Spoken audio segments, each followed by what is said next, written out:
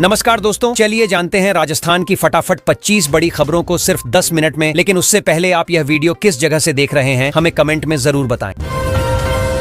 किसान योजना की 21वीं किस्त का इंतजार खत्म हो गया है। सरकार ने दिवाली से पहले ही किसानों के खातों में राशि भेजनी शुरू कर दी है। किसान अपने मोबाइल मैसेज या पोर्टल पर जाकर स्थिति जांच सकते हैं। कई किसानों के खाते में किस्त पहुंच चुकी है।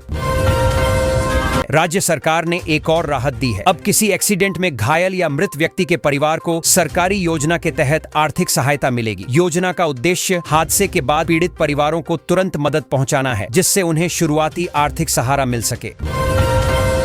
राजस्थान में अब ई बस क्रांति की शुरुआत हो चुकी है। सरकार ने पहले ई बस प्लांट की नींव रख दी है, जहां इन बसों का निर्माण होगा। इससे शहरों में प्रदूषण घटेगा, पेट्रोल डीजल की खपत कम होगी और लोगों को सस्ती व पर्यावरण हितैषी यात्रा का साधन मिलेगा।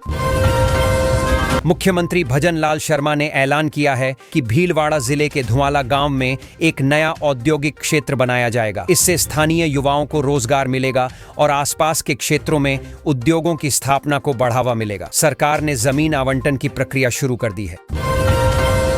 बीकानेर के पुराने नोट केस ने सबका ध्यान खींचा है। एक व्यक्ति ने दावा किया कि उसके लॉकर में रखे नोट बदले नहीं गए। कोर्ट ने आरबीआई से पूछा कि क्या ऐसे मामलों में छूट दी जा सकती है। यह फैसला हजारों लोगों के लिए अहम हो सकता है। राजस्थान में बिजली विभाग ने एक नया सुझाव मांगा है कि उपभोक्ता अपने घरों में बैटरी स्टोरेज सिस्टम लगाएं, ताकि दिन में बची बिजली रात में इस्तेमाल की जा सके। इससे बिजली की बर्बादी रुकेगी और उपभोक्ताओं को कम बिल का फायदा मिलेगा। सरकार ने जमादार ग्रेड 2 भर्ती की अधिसूचना जारी कर दी है। लंबे समय से बेरोजगार उम्मीदवार इस भर्ती का इंतजार कर रहे थे। अब आवेदन की प्रक्रिया शुरू हो गई है। सरकार का कहना है कि भर्ती में पारदर्शिता रखी जाएगी, ताकि योग्य उम्मीदवारों को अवसर मिले। राजस्थान पुलिस विभाग में बड़ा फेरबदल किया गया है। सचिन मित्तल को जयपुर का नया पुलिस कमिश्नर बनाया गया है। कुल 34 आईपीएस अधिकारियों के तबादले किए गए हैं। नए अधिकारियों को जिम्मेदारी दी गई है कि वे कानून व्यवस्था और जनता की सुरक्षा पर ध्यान दें।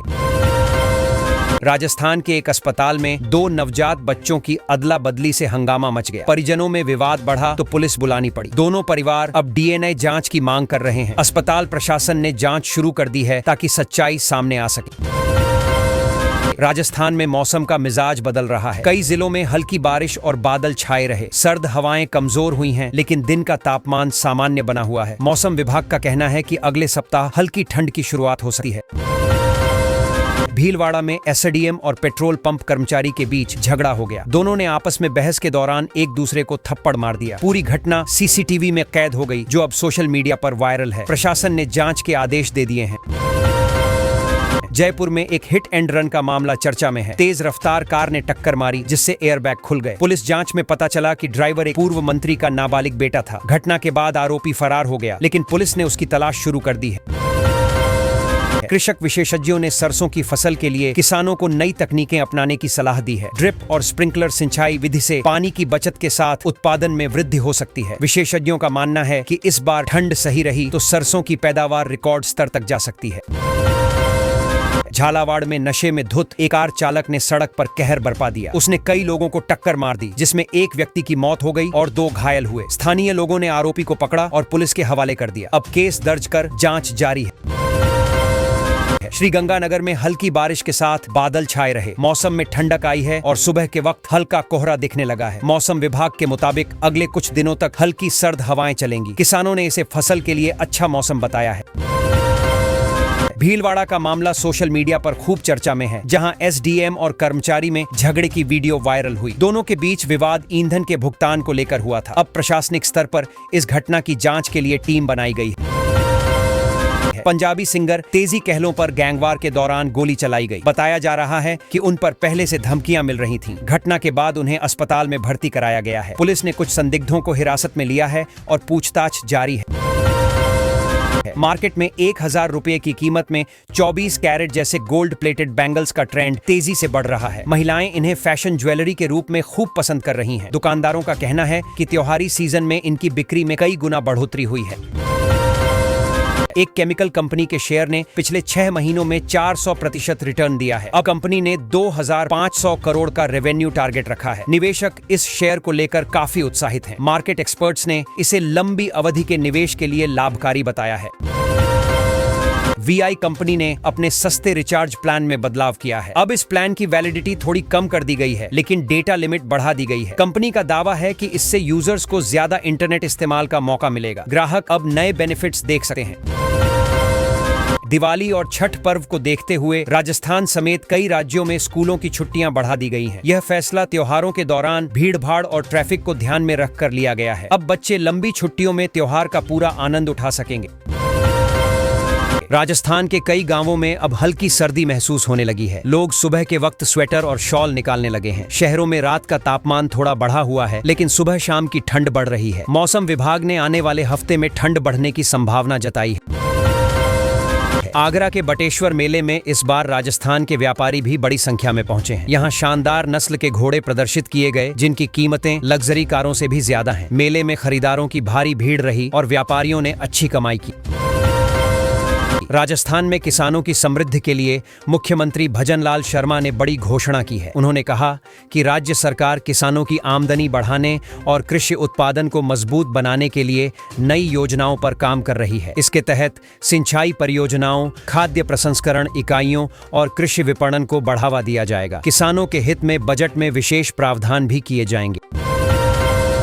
राजस्थान में सांख्यिकी विभाग में अधिकारियों की भर्ती के लिए आवेदन आमंत्रित किए गए हैं। राज्य सरकार ने यह भर्ती प्रक्रिया पारदर्शी तरीके से करने का दावा किया है। उम्मीदवार ऑनलाइन आवेदन कर सकते हैं और विभाग की वेबसाइट पर योग्यता, आयु सीमा और आवेदन तिथि की पूरी जानकारी उपलब्ध है। इस भर्ती से युवाओं को सरकारी नौकरी का अच्छा मौका मिलेगा।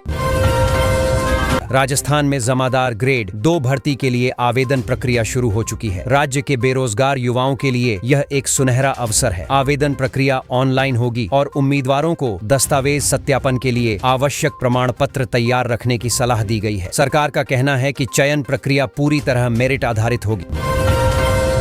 राजस्थान सरकार के शुद्ध आहार मिलावट पर वार अभियान ने मिलावटखोरों पर शिकंजा कस दिया है। विशेष टीमों ने भीलवाड़ा सहित कई जिलों में मिठाई और डेयरी उत्पादों के सैंपल लिए हैं। मिलावट पाए जाने पर दुकानदारों पर कार्रवाई की जा रही है। स्वास्थ्य विभाग ने चेतावनी दी है कि दिवाली के समय मिलावटी खाद्य पदार्थ बेचने वालों पर सख्त जुर्माना लगाया जाएगा।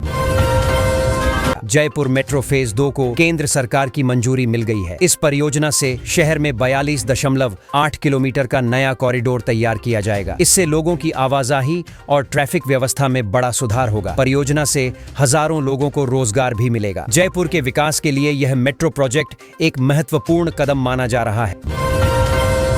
रेल मंत्री अश्विनी वैष्णव ने राजस्थान में रेल संपर्क के लिए विशेष पहल की है। नई रेल लाइन के फाइनल लोकेशन सर्वे को मंजूरी दी गई है। इससे कई पिछड़े क्षेत्रों को रेल नेटवर्क से जोड़ा जाएगा। इससे यात्रियों की सुविधा बढ़ेगी और व्यापारिक गतिविधियों में भी तेजी आएगी। केंद्र सरकार का यह कदम प्रदेश के विकास को नई दिशा देगा। राजस्थान में बारिश से क्षतिग्रस्त हुए 808 विद्यालयों के कायाकल्प के लिए 16.16 करोड़ रुपए की स्वीकृति मिली है। इन स्कूलों में मरम्मत, फर्नीचर और शौचालय जैसी सुविधाओं को नया रूप दिया जाएगा। शिक्षा विभाग का कहना है कि कार्य पूरा होने के बाद बच्चों को बेहतर वातावरण में पढ़ाई का अवसर मिलेगा। धनतेरस पर जयपुर के बाजारों में जबरदस्त रौनक देखने को मिली। लोग घरेलू सामान, सोना चांदी और बर्तन खरीदने के लिए दुकानों पर उमड़ पड़े। भीड़ के कारण कई जगह ट्रैफिक व्यवस्था बिगड़ गई। व्यापारी बेहद खुश दिखे क्योंकि त्योहारी सीजन में बिक्री पिछले साल से ज्यादा रही।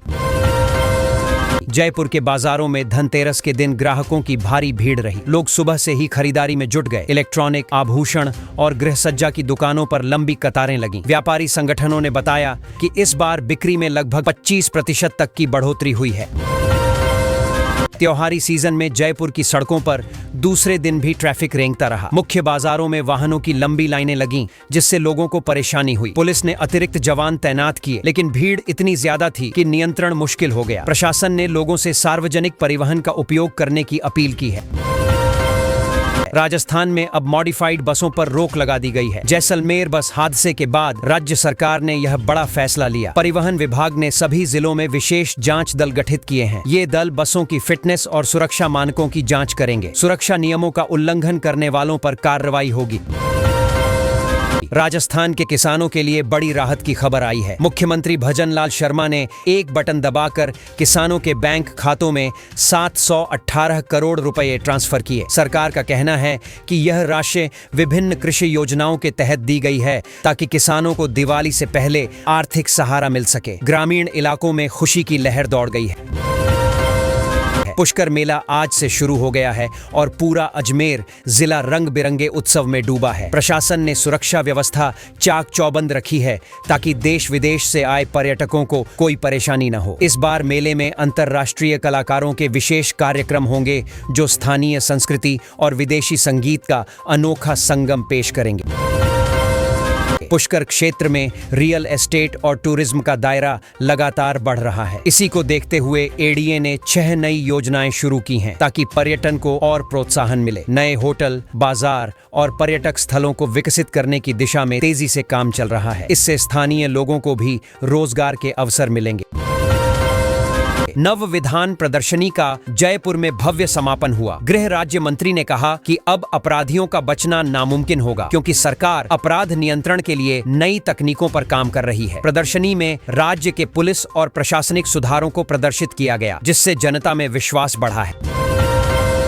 राजस्थान पटवारी भर्ती 2025 का परिणाम अब ज्यादा दूर नहीं है। भर्ती बोर्ड ने रिजल्ट की तैयारियां शुरू कर दी हैं और दिसंबर में इसका ऐलान होने की संभावना है। इस भर्ती परीक्षा में लाखों उम्मीदवारों ने हिस्सा लिया था। अब उम्मीदवार बेसब्री से अपने परिणाम का इंतजार कर रहे हैं।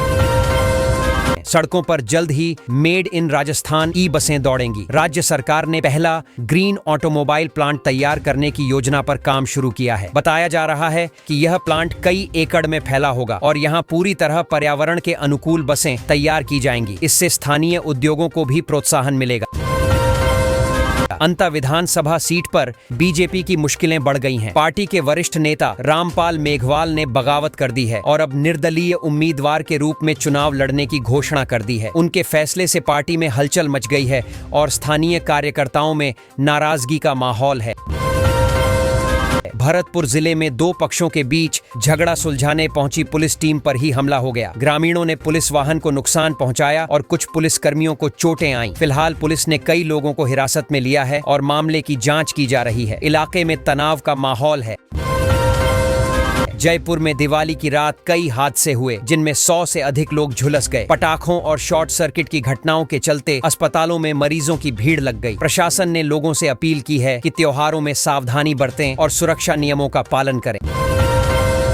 जयपुर का शास्त्री नगर इलाका प्रदूषण के मामले में सबसे आगे निकल गया है। Air quality index red zone में पहुंच गया है। विशेषज्ञों का कहना है कि वाहनों का धुआं और पटाखों का असर मुख्य कारण है। प्रशासन अब सख्ती से प्रदूषण नियंत्रण के उपाय लागू करने की तैयारी में है। राजस्थान पुलिस अकादमी में 77 आरपीएस प्रोबेशनर अधिकारियों को कम्युनिटी पुलिसिंग का विशेष प्रशिक्षण दिया गया है। इस कार्यक्रम का उद्देश्य पुलिस और जनता के बीच बेहतर तालमेल स्थापित करना है। प्रशिक्षण के दौरान अधिकारियों को संवाद कौशल और आपसी सहयोग के महत्व पर भी शिक्षा दी गई।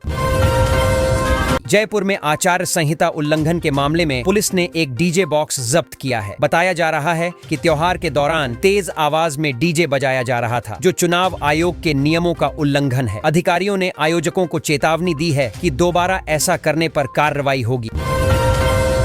राजस्थान के बाड़मेर जिले में लंपी वायरस का प्रकोप फिर से बढ़ गया है। हजारों गोवंश इस बीमारी से प्रभावित हैं, जबकि विभाग का दावा है कि हालात नियंत्रण में हैं। लेकिन ग्रामीणों का कहना है कि वास्तविकता सरकारी रिपोर्ट से काफी अलग है। पशुपालक चिंतित हैं। जयपुर में एक हैरान कर देने वाला मामला सामने आया है। बिहार के 7 बच्चों को कब्रिस्तान के पास बदहवास हालत में पाया गया। बताया गया कि उन्हें जयपुर घूमने चलो कहकर लाया गया था, लेकिन उनसे 18 घंटे काम कराया गया और मारपीट भी की गई। पुलिस ने बच्चों को सुरक्षित स्थान पर भेजा है। ट्रेन यात्रियों के लिए अच्छी खबर है। रेलवे अब पुराने सफेद और चुभने वाले कंबलों की जगह रंगीन प्रिंट वाले नए कंबल देने जा रहा है। यात्रियों को यह बदलाव काफी पसंद आ रहा है क्योंकि अब सफर और आरामदायक बनेगा। यह योजना जल्द ही सभी ट्रेनों में लागू होगी। शौर्य को सलाम कार्यक्रम के तहत जयपुर में शहीदों को श्रद्धांजलि दी गई। लोगों ने रक्तदान और पौधारोपण कर वीर जवानों को नमन किया। इस आयोजन में युवाओं की बड़ी संख्या ने हिस्सा लिया और देशभक्ति का शानदार प्रदर्शन किया। माहौल पूरी तरह भावुक और प्रेरणादायक रहा। राजस्थान में एक हैरान कर देने वाली कार्रवाई में पुलिस ने तस्करी से बनाए गए एक आलीशान मकान को फ्रीज कर दिया है। यह मकान एक पूर्व आर्मी जवान का बताया जा रहा है। दिवाली के दिन हुई इस कार्रवाई से पूरे इलाके में चर्चा फैल गई है और जांच एजेंसियां अब स्रोतों की पड़ताल कर रही हैं। किसान योजना की 21वीं किस्त का इंतजार खत्म हो गया है। सरकार ने दिवाली से पहले ही किसानों के खातों में राशि भेजनी शुरू कर दी है। किसान अपने मोबाइल मैसेज या पोर्टल पर जाकर स्थिति जांच सकते हैं।